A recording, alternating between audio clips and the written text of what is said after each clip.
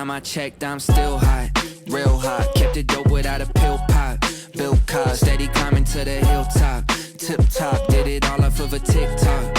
Yeah, last time I checked, I still got it. Hey, what's up, Gromies? Thanks for joining me again on another episode. I'm going to just show you guys what I'm doing in the Battle of the Breeders tent.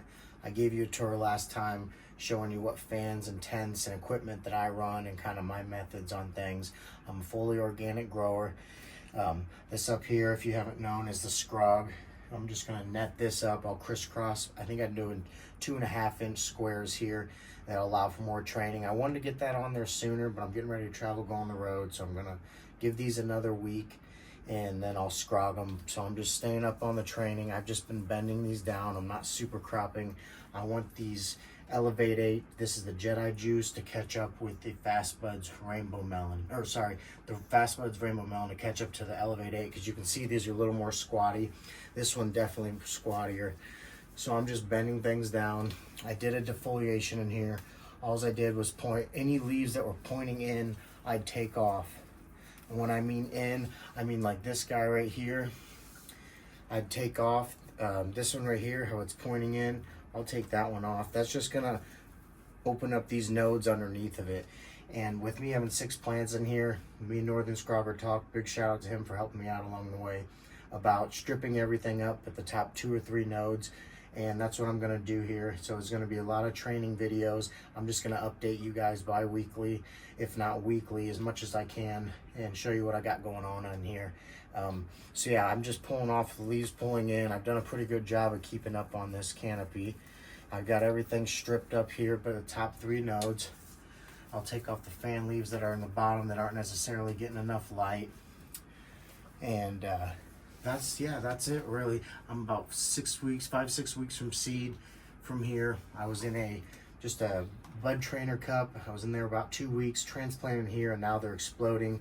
I re-amended this bed to build the soil away, which is very simple. It's just your craft blend, your Colorado castings, and maybe some build-a-flower.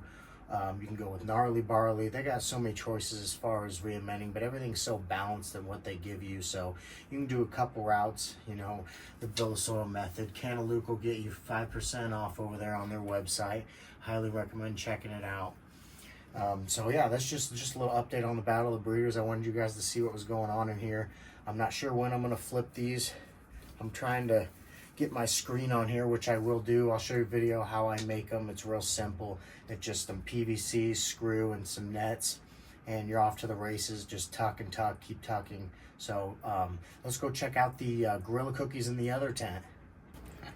All right, welcome to the Gorilla Cookies tent from Fast Buds. This is another Battle of the Breeders here. Very excited for this. It's a 30-gallon bed, fully organic. As you know, I got the beautiful cover crop popping up here. It's good signs that the soil's nice, healthy, and happy. A good thing when you're looking at the clover crop is the more definition and everything that pops on it's going to show how healthy your soil is. So all I'm doing is the same thing I did over there, is all these inners I'm going to pull off, just to allow some of the lowers to pop themselves up. I'm slowly bending these down. I'm not bud training all of these. I could clip all of these, but I've just kind of bend these down slowly, and then I'm going to put my scrog on this too. And this one's unique because I'll use a free hanging scrog, which is just done by my ratchet hangers here. I got 4 in the corner, and that way I can adjust the height. If you get behind, you're not set on an elevation on your scrog like that other one. You know, I have to scrog that soon because it's going to grow past that and it's stationary. So with the free hanging scrog, you can wait a little bit, get a little bit longer in veg, and not do as much training. So kind of like a hands-off thing. And you can see I just keep, I'm just always kind of messing with my stuff here. They like the resiliency. It's just like in nature, you know, a storm comes by and it tears a leaf off, it's gonna grow it back. It's gonna make these, you know, it's all defense mechanisms, just like trichomes and flower. It's all just for, you know, to protect themselves. So I'm not gonna go too crazy here. I'll get some of the lowers that you can't see, that's not getting any light. I'm gonna keep this cover crop going. I'm loving it. Got the straw on top here to retain moisture. And this is the 3x3 tent. As you know, I gave you guys a tour earlier. If you haven't seen that video, go check it out. And I'm just showing you what equipment I run there and everything. So, and I'm sorry the camera footage isn't the best and I'm not in here and you can't see me, but it's what I got to work with. I just want the footage to be raw and let you know that I'm just an average, ordinary guy that has a job and a family, and you can grow plants like these too. Just, you know, maintain and do research. Always, you know, come into your garden with a good attitude. If not, you know, you're going to get in here and half-ass things. And, you know, you can get away with a little bit, you know, not coming down in your garden, but you need to stay up on top of these. It helps a lot if you got a partner that can come in here with you. So that's all we're going to get into now. This is the Battle of the Breeders tent. Like I said, very excited. Huge shout out to Seedsman, Fast Buds. And I'm going to show you my flowering tent. It's about week 5-6 of flower. It's not in any battle. It's the premium cultivar's Jealousy, but she's stinky. And in that one, you'll see that I got behind on defoliation. So it just shows that, you know, there are ways around it and you don't have to be present in your garden every day, especially with organic in the bigger beds. You can get away without watering. I haven't watered this bed in 3 days and it's still a beautiful moisture content that I like.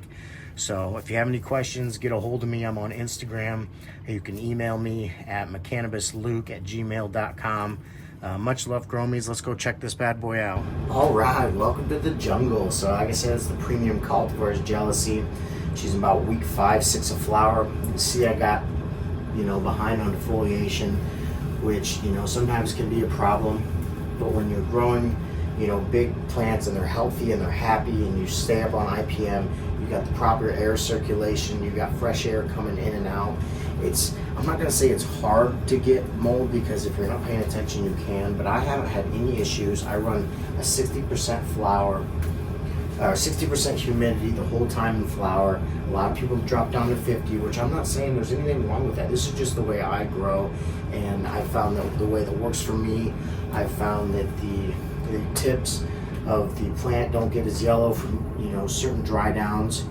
So that's just what I want. It gets me away from, you know, I travel for work, so it may buy me an extra day of watering, because if the humidity's up in here, the water is going to retain more in the soil, so I don't have to water as much.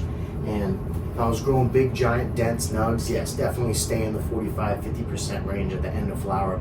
But I scrub these out so much that it allows the apex to be pretty even for the most point, and all the buds are pretty uniform and a decent size, you know, nug, which I prefer. You know, I don't want a big giant cola. It looks cool, but I just feel like the smoke is just a little bit better with these individual smaller buds. It's more equal as far as you don't just have one top cola that you smoke and then all you got left is your larf. I like a bunch of main colas. I could defoliate a lot more in here. I do recommend it. I am going to lose some yield in this, but I'm just a home grower and I just need enough for me and my wife. So if you're busy and you can't get in here, just do a little bit here and there like I'm doing. You don't have to go crazy in here and spend a few hours, because you could, and I think it would benefit definitely. If you have time, I highly recommend getting in here more. Defoliate these. You know, you can defoliate, I would say, up into week 7 of flower lightly. You know, they say stop at week 3 and 4, but I think that means like a major, huge stripping, because I'm constantly kind of pulling top fan leaves to uncover, you know, bud sides. Now I know these are solar panels and they do collect the light and, you know, spread the energy out to create, you know, these beautiful nugs that we see. But it's also, you can have too much of an abundance. Like in nature, like I've said before, you know, if there's a storm and it tears these leaves off, they're gonna bounce back. They're made to do it. So as long as you have an even canopy and you're taking care of it, you can maximize your light. You don't have to go too crazy in here. Your lowers might be more larfy, but you can make edibles out of it. If you're into, you know, rosin and bubble hash, you can get the equipment to make your own bubble hash and rosin, so you're using the whole plant. But if you just want beautiful top colas, no larf, you're gonna probably have to strip up to 4 nodes. Sometimes they say even 3.